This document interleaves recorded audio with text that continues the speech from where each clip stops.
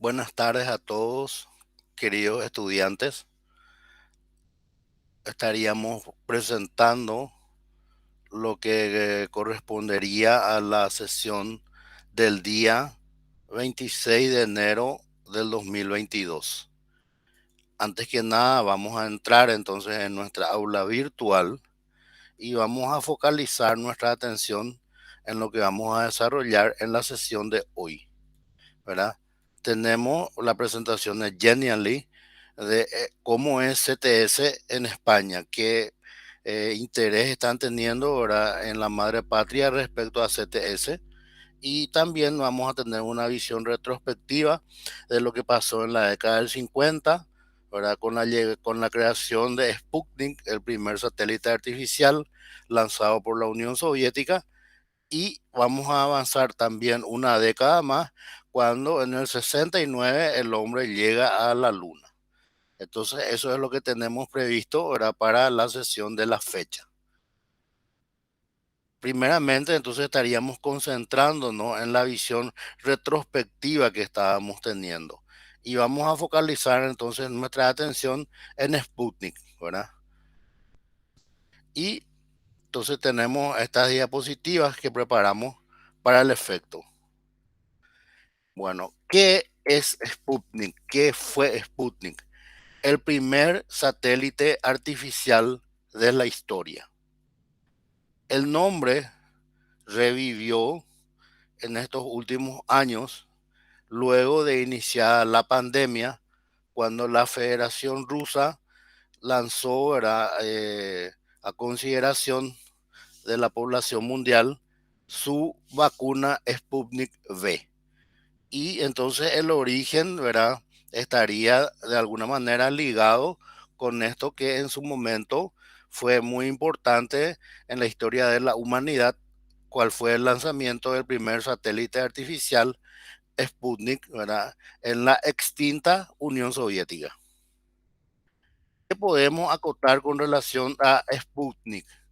Bueno, fue lanzado el 4 de octubre de 1957 por la Unión Soviética. La fecha elegida no fue una casualidad.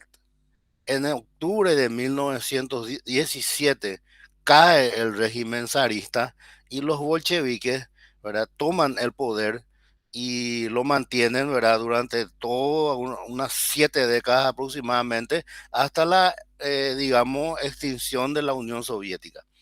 Y ese proceso de desgaste, ¿verdad? Se inició específicamente con la caída del muro de Berlín, perdón, porque Alemania estaba dividida en dos países. Por un lado estaba la República Democrática Alemana, que estaba bajo el régimen soviético, y por otro lado la República Federal de Alemania, que estaba integrado al bloque capitalista. ¿Qué podemos decir también? Y que fue el primer satélite artificial de la historia. Leímos. El Sputnik 1 fue el primero de una serie de 4 satélites que formaron parte del programa Sputnik de la antigua Unión Soviética. Se lanzó en un cohete R-7 y se incineró en su reentrada a la Tierra el 4 de enero de 1958, 92 días después de su lanzamiento, y completó nada más y nada menos que 1440 órbitas a la Tierra y recorrió 70 millones de kilómetros. Entonces, ¿verdad? Eso es lo que podemos mencionar en forma sintética con relación a lo que significó el Sputnik 1. También, ¿verdad? Vamos a referirnos al Sputnik 2, ¿verdad? ¿Y qué podemos decir, verdad, del Sputnik 2? Bueno, podemos acotar cuánto sigue. El Sputnik 2 fue la segunda nave espacial puesta en órbita alrededor de la Tierra, ¿verdad? El 3 de noviembre de 1957. O sea, casi un mes después de que se lanzó, ¿verdad?, el Sputnik 1, siendo la primera nave espacial que transportó material biológico. ¿Y en qué era ese material biológico? ¿Verdad? Ya lo vamos a definir, ya lo vamos a explicar. Era una cápsula cónica de 4 metros de alto con una base de 2 metros de diámetro. O sea, ya era digamos, una cápsula de mayor tamaño que el Sputnik, ¿verdad? Que tenía una dimensión mucho menor.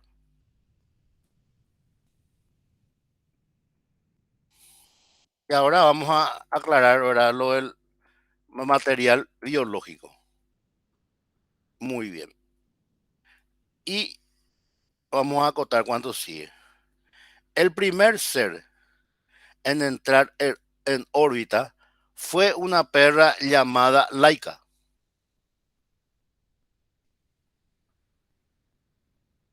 Pesaba 6 kilogramos.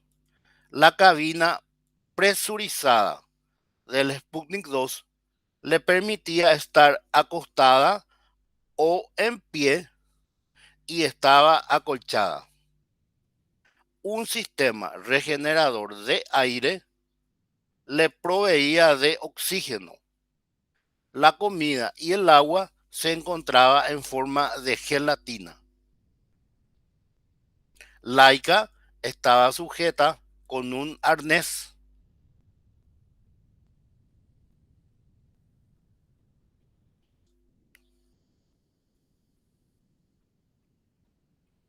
Una bolsa recogía los excrementos y unos electrodos monitorizaban las señales vitales.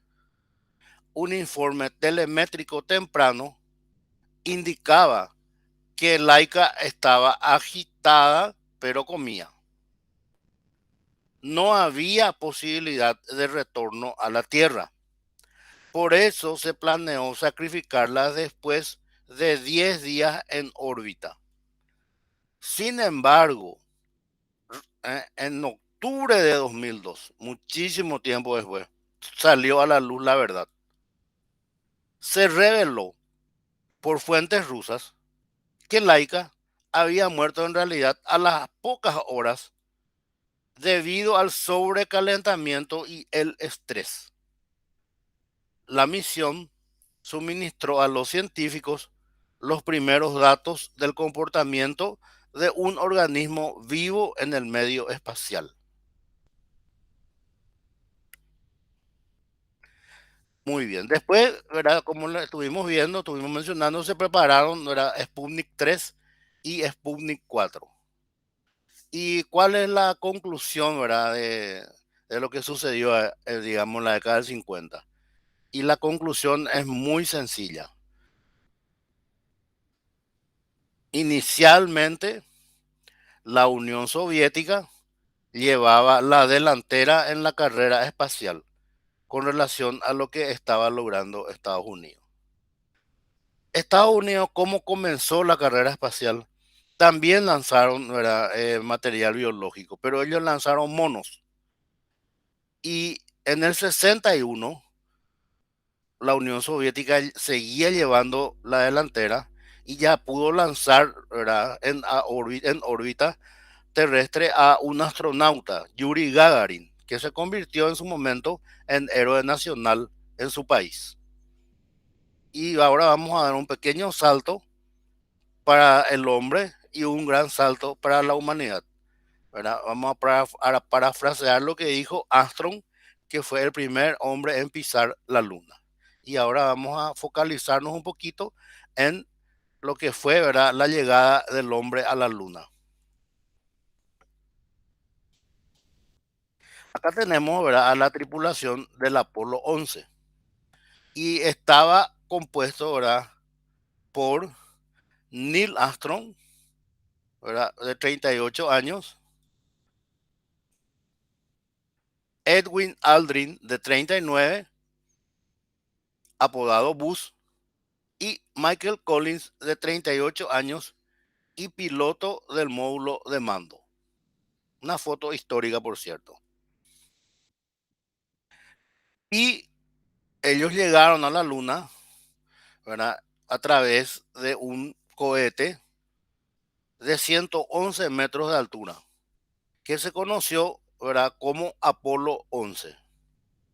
Pero Apolo 11, a medida que iba subiendo, ¿verdad?, iba, digamos, desprendiéndose de la parte inferior, ¿verdad? Por ejemplo, teníamos esta partecita primero, ¿verdad?, la primera etapa. Eso se desprendía en un momento dado. Luego se desprendía esta parte, ¿verdad? Y la tercera etapa es la que, digamos, permanecía ya intacta.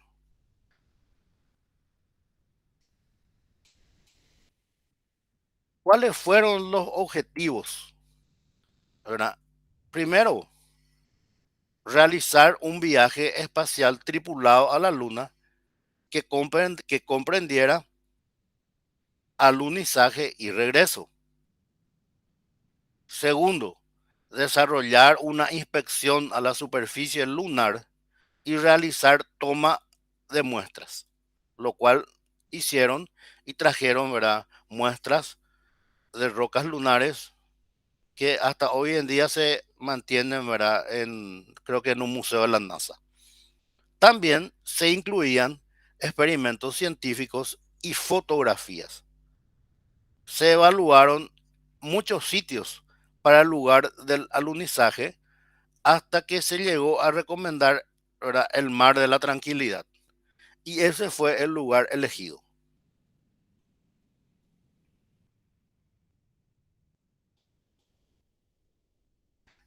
20 de julio de 1969. La misión espacial estadounidense Apolo 11 aluniza por primera vez en la historia de la humanidad. La cuarta de las misiones tripuladas Apolo había partido 109 horas antes de Cabo Cañaveral, de Cabo Kennedy, en Florida. Ese día, ante millones de telespectadores de todo el mundo, se oyeron las famosas palabras del comandante, el coronel Armstrong, cuando, ¿verdad?, alunizó.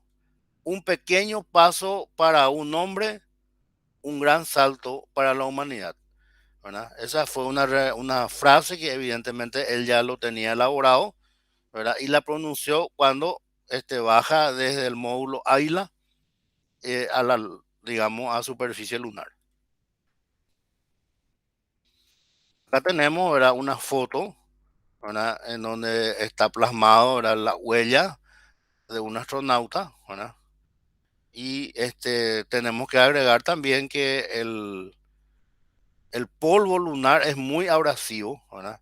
Y se tenía que tener mucho cuidado en que ese polvo no quedara, ¿verdad?, impregnado por los trajes, ¿verdad?, para evitar inconvenientes por lo abrasivo que era ese polvo. Las imágenes en vivo del suceso son seguidas por televisión por millones de personas.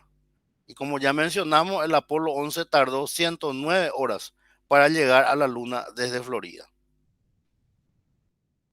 Entonces, esto es lo que podemos decir en forma sintética con relación a la llegada del hombre a la Luna a bordo del Apolo 11. Hay también, ¿verdad?, algunos puntos que luego salieron a la luz. Por ejemplo, que dijo Aldrin, ¿verdad? Dijo cuando bajó, porque Colin quedó arriba, ¿verdad?, orbitando la Luna, y fueron de los tres astronautas los que bajaron, ¿verdad? Y él dijo: qué magnífica desolación. Ese fue su comentario. También salió a la luz después que en el momento del descenso, la computadora de a bordo del Águila emitió un código de 1202, y no se tenía muy claro lo que significaba el 1202, pero de todos modos, el comandante de la misión siguió, ¿verdad?, con el alunizaje y quedaron con muy poco combustible en el momento de, digamos, aterrizar en la Luna. El código 1202 se refería a que el sistema estaba muy sobrecargado, lo cual podía provocar, ¿verdad?, que el sistema informático de a bordo colapsase. El sistema informático de a bordo fue preparado por profesionales del Instituto Tecnológico de Massachusetts y ellos previeron de que en caso de darse esa situación 1202, dejaran de funcionar los módulos, ¿verdad?, que no eran importantes del sistema, para que siguieran funcionando los demás que sí eran fundamentales, ¿verdad?, para que la nave pudiera alunizar. Son comentarios, ¿verdad?, al margen que estamos haciendo. Y ahora vamos a dar, ¿verdad?, un pequeño paso más y vamos a referirnos a este punto, ¿verdad? CTS en España. ¿Y qué podemos decir?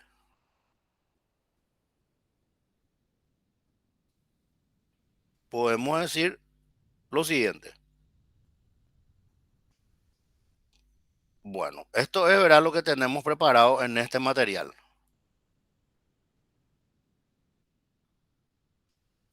El caso de España, algunas orientaciones bibliográficas, la metodología CTS, el silogismo CTS, ¿verdad?, dos tradiciones complementarias.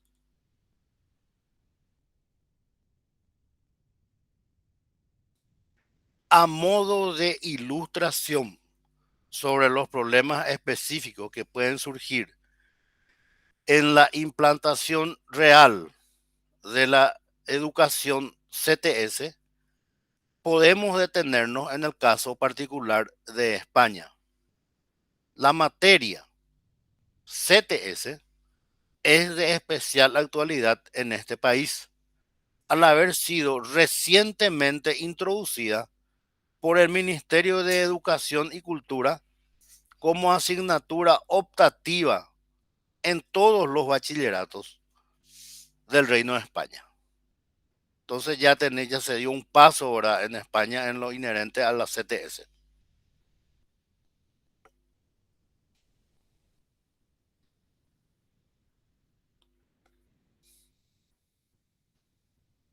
Este ha sido el detonante para el reciclaje de numerosos profesores de la enseñanza secundaria.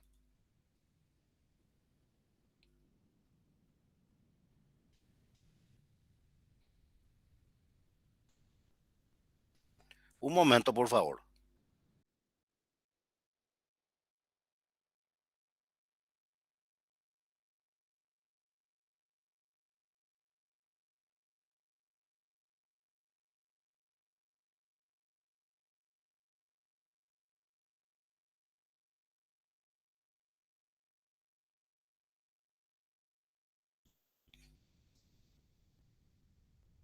Luego un pequeño inconveniente técnico ya superado, entonces seguimos con la sesión.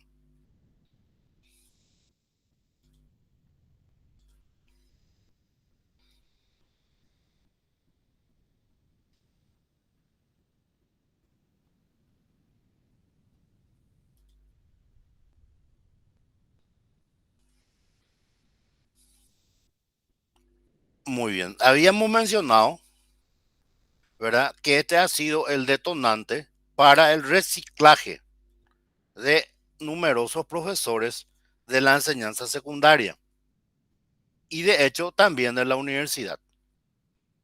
La aparición de CTS ha supuesto un crecimiento exponencial del número de investigadores interesados en CTS, así como de programas docentes organizados en o desde la universidad. En la visión tradicional de la educación, deberíamos decir que en España CTS se ha construido empezando por el tejado, lo cual no tiene por qué ser negativo, especialmente si uno no cree en la visión tradicional de la innovación educativa. Es bastante llamativo entonces lo que está mencionando el material fuente.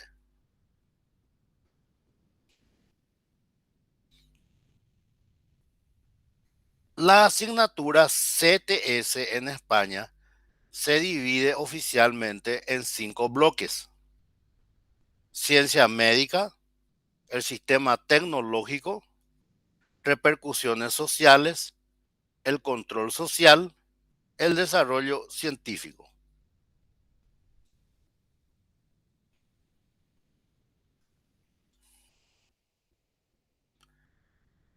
En el primer bloque,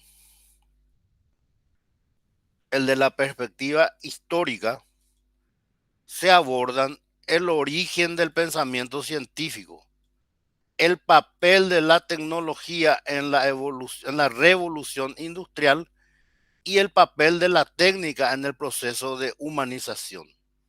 La revolución industrial se inició en el siglo XIX, específicamente en Inglaterra, cuando a través del vapor empezaron a automatizarse procesos de producción y también, por ejemplo, se creó el tren como medio de transporte.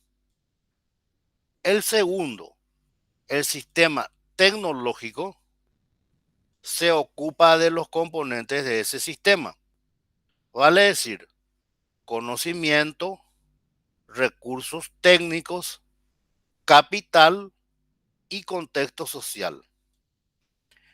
El tercer bloque de repercusiones sociales se centra en los distintos tipos de consecuencias sociales y ambientales del desarrollo científico tecnológico, económicas, demográficas y reducción de la biodiversidad. El problema de la regulación pública del cambio científico tecnológico con temas como el de la evaluación de tecnologías o el control de mercado se aborda en el bloque cuarto. Y por último, en el quinto, se plantean diversos problemas éticos, estéticos y también filosóficos sobre la moderna cultura tecnológica. Antes de seguir avanzando, como estamos acá mencionando, el término ahora de problemas éticos, justamente, ¿verdad? La fertilización in vitro. Lo que nosotros vemos, lo que el gran público ve es la foto de mamá y papá con su bebé recién nacido a través de la fertilización in vitro. Pero lo que no se cuenta es que en la fertilización in vitro, en realidad, se fecundan varios óvulos y obviamente, ¿verdad? Aparecen varios embriones. De esos embriones es uno de ellos el que se, digamos, coloca en el útero de la madre y los demás embriones se desechan. Hablando mal y pronto, el bebé que después nace lo hace a costa de la vida de sus demás hermanitos. Pero son cuestiones que no se comentan, que se guardan, ¿verdad? Como, digamos, basurita bajo la alfombra.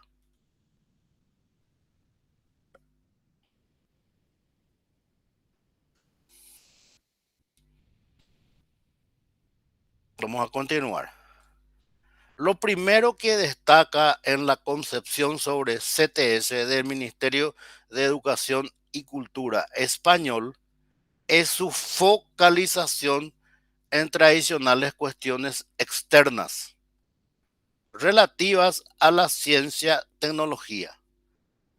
Cuestiones como el nacimiento del método científico o la cantidad y calidad de recursos técnicos que pueden ser perfectamente tratadas. y que posiblemente tenderán a hacerlo, dados los materiales actualmente disponibles, sin el menor atisbo de un punto de vista crítico o interdisciplinar. Este es el caso de los tres primeros bloques de la asignatura CTS. En segundo lugar, también es notable la ausencia general de lo que hemos llamado la alta iglesia. Curiosamente, la tradición de la que procede la respetabilidad académica de los nuevos estudios CTS. Las cuestiones más susceptibles de un tratamiento crítico son planteadas centrando el análisis más en las consecuencias que en los antecedentes sociales.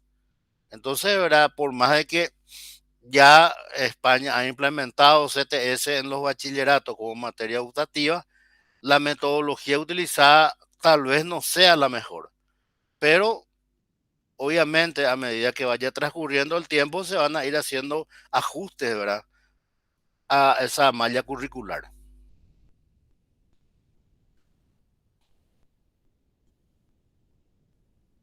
La metodología de la educación CTS.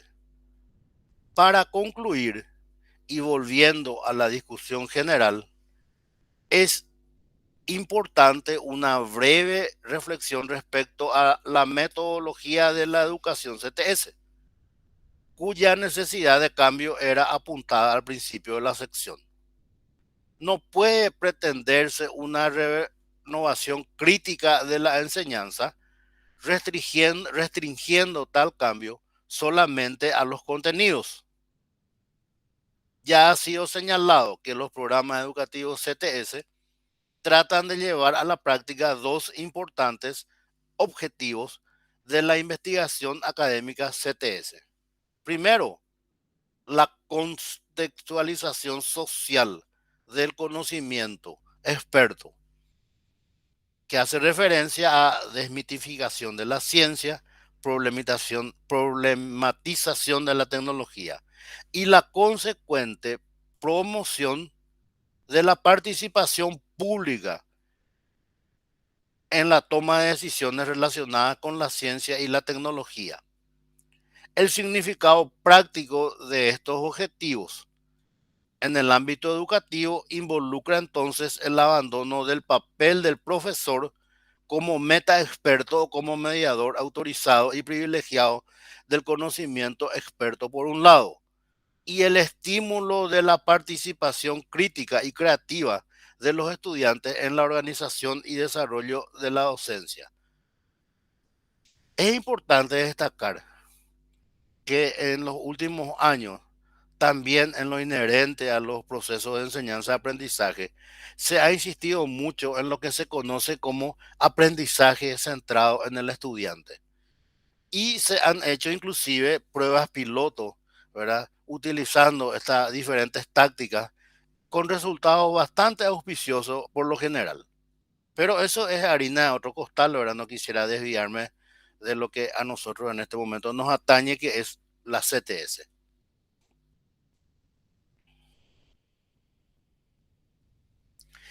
Silogismo CTS.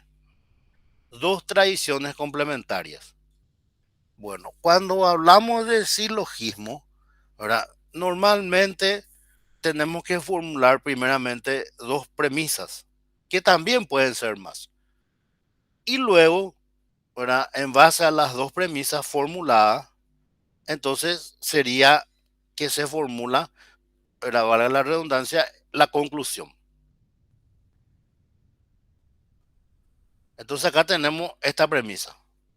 El desarrollo científico-tecnológico es un proceso conformado por factores culturales, políticos y económicos, además de epistémicos.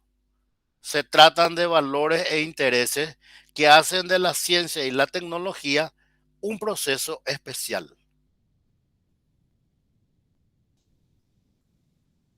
Esta primera premisa resume los resultados de la investigación académica en la tradición CTS de origen europeo, donde la ciencia y la tecnología son concebidas básicamente como un proceso social.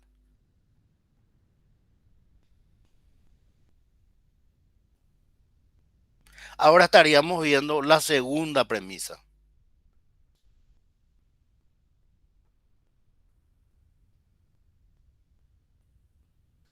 Y esta es la segunda premisa. El cambio científico tecnológico es un factor determinante que contribuye a modelar nuestras formas de vida y nuestro ordenamiento institucional. Constituye un asunto público de primera magnitud. Entonces, esta segunda premisa, ¿verdad?, recoge los resultados de dónde? De la tradición norteamericana, porque en CTS, ¿verdad?, tenemos dos vertientes, la europea y la norteamericana. En la norteamericana se destaca el carácter social de los productos científicos tecnológicos. Esa es la diferencia entonces entre ambas visiones.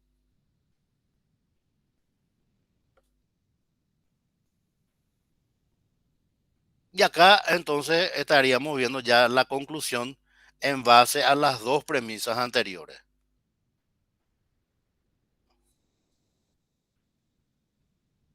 Acá tenemos ahora entonces la conclusión. Por lo tanto, dice, deberíamos promover la evaluación y control social del desarrollo científico tecnológico, lo cual significa construir las bases educativas para una participación social formada, así como crear los mecanismos institucionales para hacer posible tal participación. Entonces, un desafío, un hito muy importante que tiene la CTS, ¿verdad?, en base a estos puntos que estamos mencionando. En conclusión, se trata en suma de desmitificar la ciencia y la tecnología, situándolas en el contexto social en el que se desarrollan, mostrando los valores, intereses e impactos sociales que hacen de la ciencia y la tecnología una actividad terrenal que va más allá de la mera búsqueda de conocimiento. Es solo un primer paso que, como ha sido indicado, debe ser acompañado de acción política y educativa.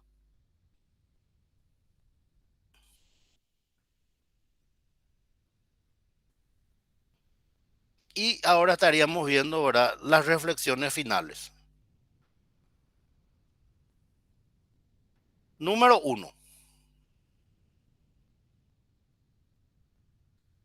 una pequeña reflexión final puede ejemplificar la importancia de combinar los temas y enfoques de las dos grandes tradiciones CTS. Una combinación que mejoraría las relaciones ciencia-sociedad y que podría mejorar la propia ciencia-tecnología. Se trata de un ejemplo de análisis CTS básicamente a partir del divorcio ciencia-sociedad. Es un ejemplo provocador que puede mostrar mucho mejor que las palabras generales la importancia y el horizonte de los temas y problemas CTS.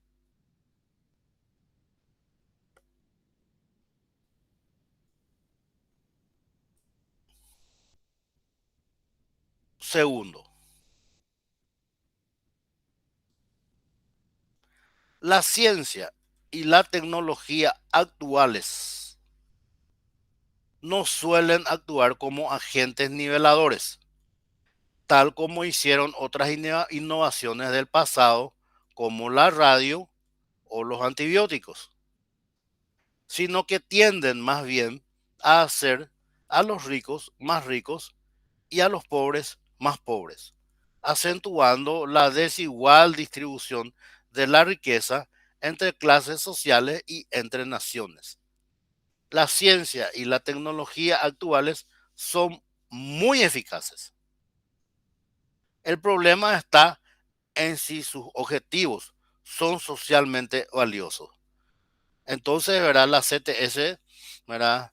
Lo que persigue es que todos estos cambios, ¿verdad? Tecnológicos sea, digamos, de utilidad para la sociedad, ¿verdad? En todos los sentidos.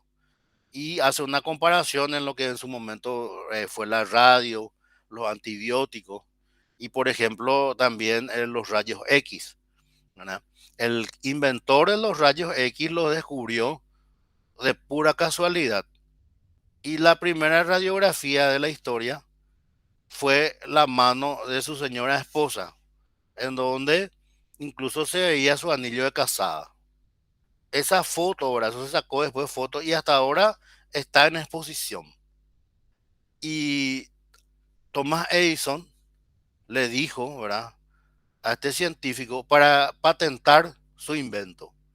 La respuesta que le dio fue que él no iba a patentar eso, que ese iba a ser su legado a la humanidad. Tiempo después le dieron el premio Nobel de Física al inventor de los rayos X. Tercera conclusión. No debemos olvidar, para completar este negro panorama, campos científicos tecnológicos tan problemáticos como la energía nuclear o la biotecnología.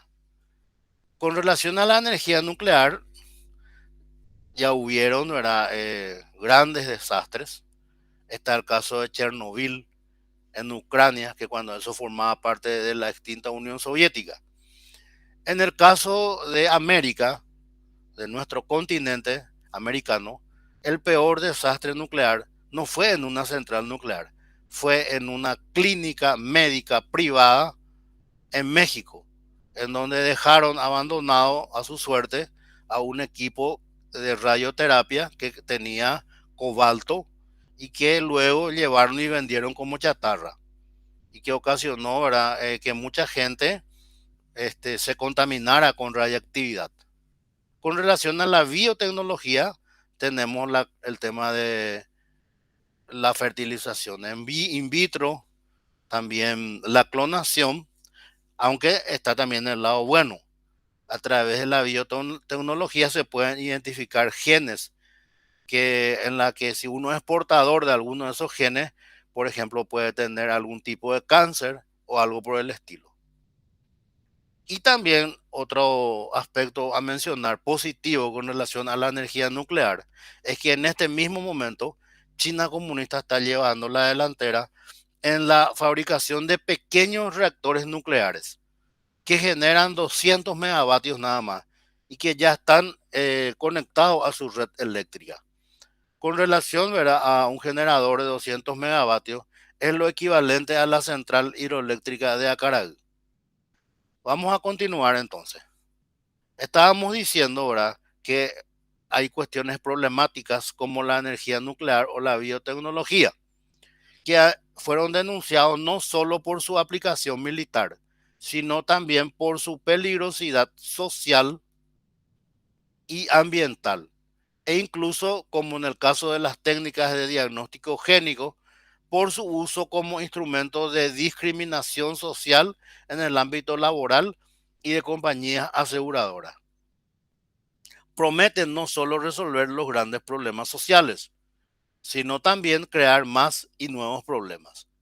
El problema de base es que las comisiones donde se toman decisiones de política científica o tecnológica solo están constituidas por científicos o empresarios.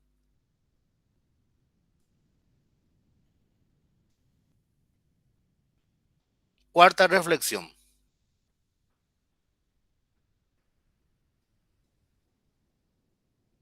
La cuestión, por tanto, no consiste en entrar en los laboratorios y decir a los científicos qué tienen que hacer, sino en contemplarlos y asumirlos tal como son, como seres humanos con razones e intereses, para abrir entonces a la sociedad los despachos contiguos donde se discuten y deciden los problemas y prioridades de investigación, donde se establece la localización de los recursos.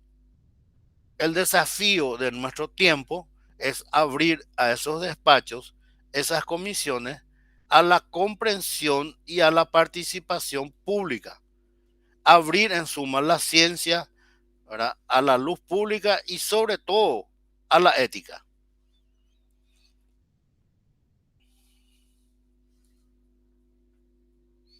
Muy bien, entonces hemos hecho una rápida síntesis de lo que representa CTS en España en su sistema educativo en este mismo momento. Estaríamos volviendo entonces a nuestra aula virtual y de esta manera estamos, ¿verdad?, dando por terminada la sesión correspondiente al día 26 de enero.